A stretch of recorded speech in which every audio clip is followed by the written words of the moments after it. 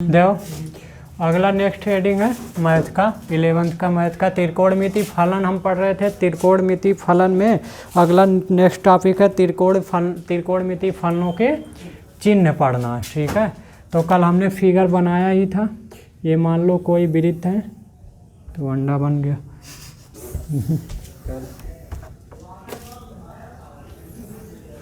बना सही कुछ, चलो छोड़ो, कलाकारी ना करना है।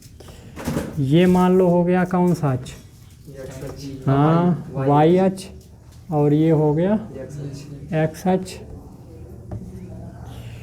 और ये इसका क्या हो जाएगा? Centre O. यही यहाँ पर कल हमने एक बिंदु लिया था जिसका नाम क्या रखे थे?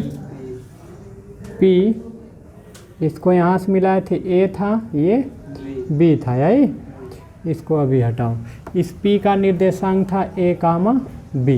यही ये कोण था, क्योंकि ये चाप था एक्स, तो ये कोण कितना था? Plus x.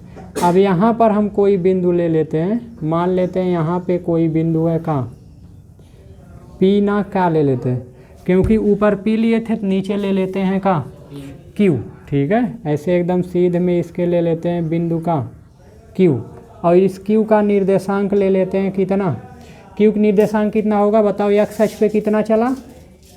एक्स अक्ष पे कितना चला था? ए। वाई कितना चला? अरे ऊपर भी था, नीचे भी रहेगा, लेकिन माइनस। हाँ, अरे एक्स अक्ष वाई अक्ष पे निचवा आ रहा है तो वही क्या हो जाएगा? माइनस भी हो जाएगा। बस त्रिज्या कितना था? एक था। ये कोणवा क्या होगा? हाँ, माइनस एक्स। कोण निगेटिव है क्योंकि घड़ी की दिशा में घूम गए। घड़ी की दिशा में घूमे तो निगेटिव, घड़ी की विपरीत दिशा में घूमे तो पॉजिटिव, इसीलिए इसको पहले में पढ़ा दिए थे। ठीक है, इतना क्लियर हुआ? यहाँ तक तो किसी दिक्कत होगा ना? ठीक है, अब देखो इसमें ध्यान देना, यदि हम साइन एक्स या कॉस एक्स की वैल्यू निकालें तो कोण AOP कितना है? ना इसका कोई नाम रख देते हैं ए। तो कोण AOP कितना है? AOP बराबर कितना है? Plus x. और कोण AOQ कितना है? AOQ इज इक्वल टू कितना है? Minus x. यहाँ तक किसी की दिक्कत? ये कोण प्लस, ये माइनस। प्लस कैसे हुआ, माइनस कैसे हुआ, इस चीज़ से परिचित हो। इसका निर्देशांक प्लस क्या नाम है? इसका निर्देशांक प्लस ए कामा प्लस बी, इसका निर्देशांक प्लस ए कामा माइनस, क्योंकि वाई अक्ष पे नीचे चला है तो वाई अक्ष पे नीचे कैसा होता है? माइनस होता है। ठीक है, अब आ जाते हैं आगे, देखते हैं। देखो चूँकि कह रहा है कि वृत्त के प्रत्येक बिंदु, ये पी का जो निर्देशांक है वो प्लस ए कामा बी है, जबकि क्यू का निर्देशांक कितना है? हाँ, ए कामा माइनस बी। तो देखना वृत्त के, एक चीज़ ध्यान देना, वृत्त के प्रत्येक बिंदु,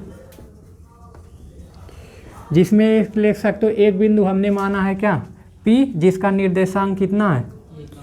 हाँ, ए कामा बी के लिए जो ए का मान होगा, ए की जो वैल्यू होगी, ए कहाँ है? ये वाला। ए का मान कितना हो सकता है? एक चीज़ ध्यान देना, ए की जो वैल्यू होगी वो -1 से या तो बड़ी होगी या तो बराबर होगी, जबकि +1 से क्या होगी? छोटी या बराबर होगी। ये ए की जो वैल्यू होगी वो -1 से बड़ी या बराबर होगी, जबकि क्या नाम है, +1 से क्या होगी? यानी -1 हो सकता है या फिर +1 हो सकता है, या -1 और प्लस। क्यों ऐसा? क्योंकि हम लिए हैं वृत्त की त्रिज्या कितना? एक लिए है, एक लिए ए इतने तो है, और इतना है तो ई जो पार्ट हुआ है इतना, इसका नाम रख देते हैं यम। कल यम तो रखे थे। ओ यम जो है ई ओ ए से क्या है? छोटा है, और ओ ए है कितना? एक। तो ई 1 से छोटा होगा पक्का। ए का जो मनवा होगा वो +1 से क्या होगा? छोटा होगा। या तो मैक्सिमम अगर करना चाहोगे तो इस बिंदुआ को यहाँ पर ले जाकर रखोगे तो 1 के क्या हो जाएगा? बराबर। लेकिन क्या 1 से बड़ा होगा? नहीं। तो +1 से या तो छोटा होगा या तो बराबर होगा। अगर इधर आओगे, यही बिंदुआ इधर ले जाओगे तो -1 से क्या होगा? बराबर हो जाएगा। या तो -1 यहाँ बिंदुआ यम चला आएगा तो यही -1 के क्या हो जाएगा? बराबर हो जाएगा। लेकिन अगर यहाँ आ जाएगा तो वही -1 से क्या हो जाएगा? अरे यहाँ मतलब -0.5। ये बताओ -1 बड़ा है -0.5 बड़ा है? हाँ, 0 -0.5 बड़ा, यानी ए का जो मान होगा या तो -1 से क्या होगा, बड़ा होगा या फिर -1 के बराबर हो, क्योंकि इधर जैसे जैसे आओगे बड़ा होता जाएगा। ठीक, माइनस में उल्टा होता है, प्लस वाले में उल्टा होता, प्लस में इधर जैसे जैसे आओगे छोटा होता जाता है, माइनस वाले में जैसे जैसे इधर जाओगे क्या होता चला जाएगा, बढ़ता चला जाएगा। तो -1 से या तो बड़ा होगा, बराबर कब होगा, जब यम बिंदु यहाँ पे चला आएगा, तब -1 के क्या हो जाएगा, बराबर। या तो बराबर होगा या बड़ा होगा, या +1 से क्या होगा, छोटा बराबर होगा। ठीक है, ये ए की वैल्यू होगी, ये चीज़ ध्यान दीजिए आप। जबकि बी की वैल्यू क्या हो सकता है, बी देखो यहाँ ये चीज़, बी की वैल्यू कितना हो सकता है, इसका भी जो मान होगा, ये चीज़ ध्यान दीजिएगा, -1 से जो होगा बड़ा या फिर क्या होगा, बराबर, और वही +1 से क्या होगा, छोटा या बड़ा, क्योंकि त्रिज्या से बाहर था नहीं। ठीक है, तो त्रिज्या से आपका देख रहे हो, ये सबसे बड़ा क्या होता है, कर्ण। त्रिभुज में सबसे बड़ा क्या होता है, कर्ण। तो एक कर्ण 1 है, ये लंब तो पक्का इससे छोटा होगा, तो 1 से यानी छोटा होगा, +1 से। इधर आओगे तो -1 से क्या होगा, वही उल्टा हो जाएगा, बड़ा या फिर बराबर हो सकता है। बराबर कब होगा, जब यही बिंदु कहाँ चला आएगा, इस पे आ जाएगा, तो लगभग इसी क्या हो जाएगा, अरे ये बिंदु जब इस पे आ जाएगा, ये बी चीज़ या इसके 1 के क्या हो जाएगा, बराबर। ठीक है, या तो बराबर होगा, या -1 से बड़ा होगा, या +1 के बराबर होगा, या +1 से क्या होगा, छोटा होगा। ये चीज़ ध्यान देना, इसका आगे अभी काम आने वाला है। आप देखो, अब आगे देखते हैं, यदि हम पूछें कि cos x की मान क्या होगा, x के सभी मानों के लिए, x के सभी मानों के लिए, क्योंकि कल हम निकाले थे a बराबर किसके आया था, cos x बराबर क्या था, cos आधार बटे कड़, आधार a था बटे कड़ 1 था, यानी a के स्थान पे क्या लिख सकते हो, cos x, यानी cos x की जो वैल्यू होगी, ना समझ में आया, अरे यहाँ से cos x बराबर निकालोगे, आधार कितना है, a, ये वत माने हो, बटे कड़ 1 है, तो a बटे कितना आएगा, 1, यानी बराबर कितना है, यानी एक स्थानों पर यहाँ का रख सकते हो, cos x, कल तो बताए थे, कल ही आया था। ठीक है, तो एक स्थानों पे यहाँ cos x रखोगे, तो -cos x की जो वैल्यू होगी, x बराबर कुछ भी हो, चाहे पाई हो, चाहे π/2 हो, चाहे कुछ भी हो, हमेशा ध्यान दीजिए यहाँ कोड कुछ भी हो, लेकिन cos x की जो वैल्यू होगी, ये बहुत इंपॉर्टेंट चीज़ है, वो हमेशा -1 और +1 के बीच में होगी, -1 के बराबर भी हो सकती है, +1 के बराबर। cos x की वैल्यू आप जानते हो किस पे +1 होता है, cos किस पे, हाँ cos 0 पे। ठीक है, तो 1 भी हो सकता है, +1 भी, -1 भी, और इसके बीच में रहेगा, ना तो +1 से बड़ा होगा, ना तो -1 से छोटा होगा, छोटा होगा। ठीक है, इसी के बीच में क्यों रहेगा, यहाँ से निष्कर्ष निकला, क्योंकि cos x का मान a तो बराबर, और a का मान कैसे इसके बीच में रहेगा, तो इस फार्मूले से पता चला, मतलब फिगर से। ठीक है, अच्छा, साइन की वैल्यू b के स्थान क्या लिख, क्योंकि हम जानते हैं sin x बराबर का होता है लंब बटे कड़, और लंब कितना है, b बटे कड़ 1, यानी बराबर b का स्थान पे क्या रख सकते हो, sin x, यानी sin x की जो वैल्यू होगी वो क्या होगी, -1 से बड़ी या बराबर, और प्लस, यानी जो cos की वैल्यू होती है वही sin की वैल्यू, जहाँ cos की सीमा है, cos के मान की सीमा, cos के मान की सीमा -1 से कहाँ तक होगी, +1, साइनों की सीमा -1 से कहाँ तक होगी, +1। ये बहुत इंपॉर्टेंट चीज़ है, ध्यान देना, कैसे आया, यहाँ से आया। ठीक है, एक बार फिर से सुनो, हमने माना ये कोड प्लस है, ये -x, अभी इस -x का आगे योगदान है, उसको अभी आगे देखेंगे। ठीक है, तो हम जानते हैं कोड a का मान जो होगा वो -1 से बड़ा या बराबर होगा, a का मान जो होगा, यानी ये जो निर्देशांक है, पहले तो ध्यान दो, +1 से ही छोटा होगा, बड़ा होगा, क्या होगा, क्योंकि a तो इतने तो है, ई त्रिज्या से बड़ा हो नहीं सकता, a का मान बहुत हो सकता है त्रिज्या के बराबर। त्रिज्या के बराबर कब हो, जब बिंदु आई हम किस पे चला है, a पे, तो त्रिज्या के बराबर हो जाए, और त्रिज्या है कितना, 1, तो मैक्सिमम कितना हो सकता है, a का मान मैक्सिमम कितना हो सकता है, 1 से बड़ा नहीं, यानी 1 के या तो बराबर होगा, या तो 1 से क्या होगा, छोटा। और इधर आओगे तो यहाँ पर कम से कम कितना हो सकता है, -1 होगा, या फिर उससे बड़ा का मतलब 0.9 0 माइनस 0.8 या फिर ऐसे, ठीक है, 0 या 1 2 इसके बीच में होगा। अब ए बराबर कल हम निकाले थे, क्या लिख सकते हो, cos x, क्योंकि आधार बटे कड़ आपका 1 है, ठीक है। तो cos x की वैल्यू पता हो गई, यानी x क्या है, कोण है, x यहाँ इसके बीच का क्या एंगल है, कोण है, ठीक है। तो cos x की वैल्यू कहाँ से कहाँ तक हो सकती है, -1 से +1 के बीच, इससे ना तो ज़्यादा ना तो कम, ठीक है। sin x की वैल्यू भी वही होगी, इसके बीच में होगी। यहाँ तक क्लियर हुआ, हटा दें। चलो फिर आगे देखो। अब देखते हैं हम चतुर्थांश में आते हैं। पिछली कक्षा में हम पढ़े रहेंगे, पिछली कक्षा मतलब किसमें, क्लास 10th में। प्रथम चतुर्थांश में पढ़े रहोगे कौन पॉजिटिव होता है कौन निगेटिव होता है, ऐसे इस तरह पढ़े रहोगे। साइन पॉजिटिव कहाँ होता है, साइन निगेटिव कहाँ होता है, ये अध्ययन किए थे। किस चतुर्थांश में कौन प्लस होता है कौन, पढ़े रहोगे। पहले माल प्लस, दूसरे में साइन कॉसेक प्लस, तीसरे में टेन कॉट प्लस, चौथे में कॉस और उसका उल्टा सेक प्लस होता है, ठीक है। तो यहाँ पर देखो, यदि हम पहले चतुर्थांश की बात करें, चतुर्थांश कौन सा, फर्स्ट। यदि हम चतुर्थांश फर्स्ट की बात करें, चतुर्थांश फर्स्ट, तो इसमें जो x का मान होगा, जो x की वैल्यू होगी या जो कोड x का मान होगा, ये ध्यान दीजिएगा, 0 से क्या होगा, x की वैल्यू जो इसमें होगी वो या तो 0 से बड़ी होगी या फिर π/2 मतलब 90 से क्या होगी, 0 पे जाना ना। इसके बीच अगर पहले चतुर्थांश में तुमको जाना है, पहले चतुर्थांश में जाना है तुमको, तो ई कोण कितना होता है, ई कोण अगर ई रेखा पे है 0 होता है, तो ये किसी चतुर्थांश में थोड़ी होता है। अगर ये x अक्ष पे है तो किस चतुर्थांश में है, उस पर थोड़ी होगा, ठीक है। देखो, प्रथम चतुर्थांश में x की जो वैल्यू होगी 0 से बड़ी और π/2 से कैसी होगी, छोटी होगी, ये चीज़ ध्यान दीजिएगा। और प्रथम चतुर्थांश में a कैसा होगा, a बताओ धन होगा कि ऋण होगा। अरे प्रथम चतुर्थांश में a बिंदु P कहीं करो, a जो होगा वो x अक्ष पे होगा तो कैसा होगा, धन, और b किस अक्ष पे होगा, इस वायु वाले अक्ष पे, तो कैसा होगा, धन। यानी a और b दोनों कैसे होंगे, धनात्मक होंगे, ठीक है। तो a और b का जो मान होगा, दोनों के दोनों का मान क्या होगा, धनात्मक होगा। जबकि अगर हम द्वितीय चतुर्थांश में जाएं, चौथे चतुर्थांश, द्वितीय चतुर्थांश में जाएं, द्वितीय में आ जाओ, द्वितीय में जाओगे, ये बताओ कोण का मान कहाँ से होगा, ये होता है 90 और ये कितना होता है 180।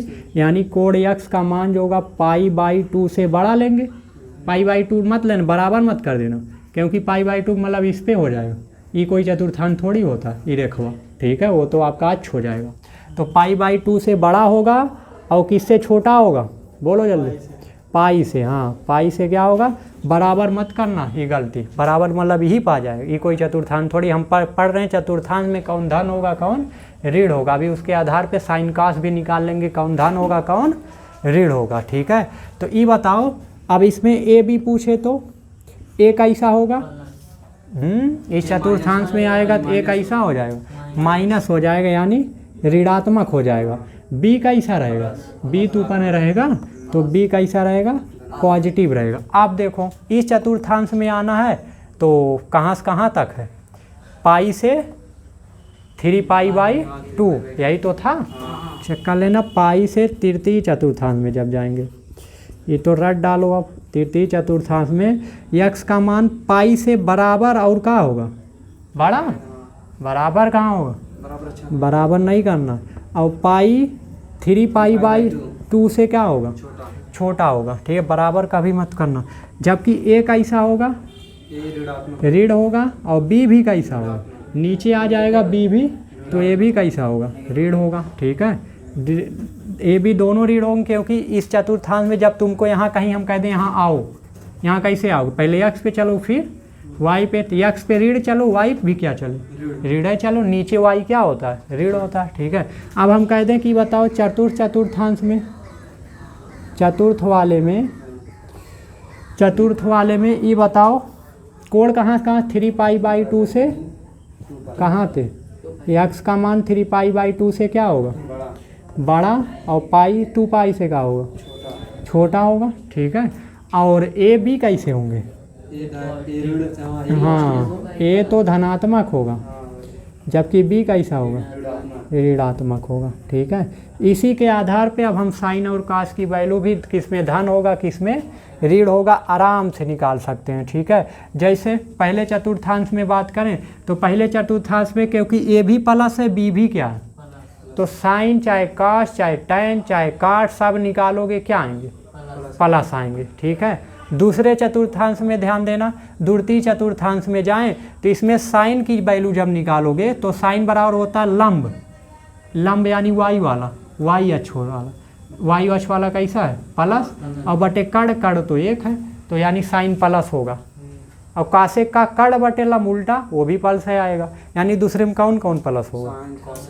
क्यों? क्योंकि साइन का सूत्र होता है लंब बटे कड़, तो लंब वाला क्या रहेगा इसमें? लंब मतलब वाई अक्ष वाला, वाई अक्ष वाला कैसा रहेगा? पॉजिटिव, और बटे कड़ तो एक है ये, ठीक है। उसमें पॉजिटिव निगेटिव क्या लेना, तो कैसा आ जाएगा? साइन पॉजिटिव, उसका उल्टा कासेक भी क्या आएगा? प्लस, यानी इसमें तो आल प्लस, इसीलिए इना रीजन तो ना बताया गया होगा। 10th में पढ़े थे रीजन, हो सकता है ना बताया गया हो, लेकिन 11th में रीजन सहित बताया जा रहा है। इसमें कौन प्लस होगा? केवल इसमें कौन प्लस होगा? साइन, और इसका उल्टा कासेक। क्यों? मान के आधार पे निकाल सकते हो, ठीक है। अब देखो अगर इसमें तुम कास निकालो, कास प्लस नहीं होगा। क्यों? क्योंकि कास का सूत्र होता है आधार बटे कड़, आधार, आधार मतलब ये वाला एक्स अक्ष वाला जब लोगे ए वाला, तो ए क्या है? ऋण में, और ऋण में है बटे आधार बटे कड़, कड़ एक है भाग दो ऋण में आया कास का मान, ठीक है। तो कास इसलिए ऋण होगा। टैन में भी आधार होता है, ऋण होगा। काट में भी आधार हो, जिसके जिसके फार्मूले में आधार होगा वो पक्का का होगा, ऋण होगा, ठीक है। दूसरे चतुर्थांश में। तीसरे में आ जाओ, तीसरे में आएंगे तो साइन निकालेंगे। साइन सूत्र होता है लंब बटे, लंब है माइनस, और कड़ कैसा है? एक है, अरे त्रिज्या तो कड़ का काम करेगा, ठीक है। तो एक है तो लंब बटे कड़, माइनस साइन किस में आ जाएगा? माइनस में, क्योंकि ये चीजिया लंबवा किस में है? माइनस में होगा। टैन ओ कासेक निकालोगे वो भी माइनस में आएगा। अच्छा ये बताओ, कास आधार बटे कड़, तो आधार कैसा? ऋणात्मक, जबकि कड़ एक होगा तो माइनस में आ जाए, उसका उल्टा भी माइनस होगा से। लेकिन टैन निकालो, टैन होता है लंब बटे का आधार, लंब भी माइनस आधार भी माइनस, तो माइनस से माइनस कट जाएगा, ये कैसा हो जाएगा? पॉजिटिव। इसका उल्टा काट भी पॉजिटिव, क्योंकि आधार बटे लंब, यही तो आधार बटे लंब करो, ये भी माइनस ये भी माइनस, पॉजिटिव, ठीक है। इसमें आओ, इसमें आओगे क्योंकि इसमें आधार पॉजिटिव है तो जिसके फार्मूले में आधार आएगा वो पॉजिटिव, बाकी सब निगेटिव। तो इसमें किसके फार्मूले में आधार आएगा? दो ही ठुम आता, लेकिन एक तो होता है साइन, साइन का लंब बटे का होता है कड़, तो लंब तो इसका का है? लंब का है माइनस, ठीक है। कड़ यानी साइन कैसा आएगा? माइनस आएगा, यही इसका उल्टा भी माइनस आएगा, ठीक है। टैन निकालो, लंब बटे आधार, लंब कैसा है? माइनस, और आधार कैसा है? प्लस, तो माइनस से प्लस में भाग दोगे कैसा आएगा? माइनस। कास निकालो, आधार बटे कड़, आधार प्लस कड़ भी प्लस, तो कैसा आ जाएगा? प्लस आ जाएगा, ठीक है। तो किसमें कौन माइनस प्लस होगा ये तो पता चल गया। पहले में सब प्लस, क्योंकि ए भी दोनों प्लस है, और कड़ तो प्लस है ये एक में, ठीक है। दूसरे में साइन कॉसेक, तीसरे में टैन और काट प्लस आया। क्यों कैसे आया बता दिए, ठीक है। और चौथे में कास और सेक प्लस आया, बाकी सब क्या होंगे? ऋण। क्यों होंगे? निकाल सकते हो, ठीक है, आराम से। तो ये क्लियर हुआ यहाँ तक, कौन किस में माइनस कौन किस में प्लस। इसमें आल प्लस, इसमें साइन कॉसेक, इसमें टैन काट, इसमें कास और सेक प्लस, ठीक है। तो अब आगे चलते हैं, इसको एक बार फिर से देख लेना, ठीक है। चलो।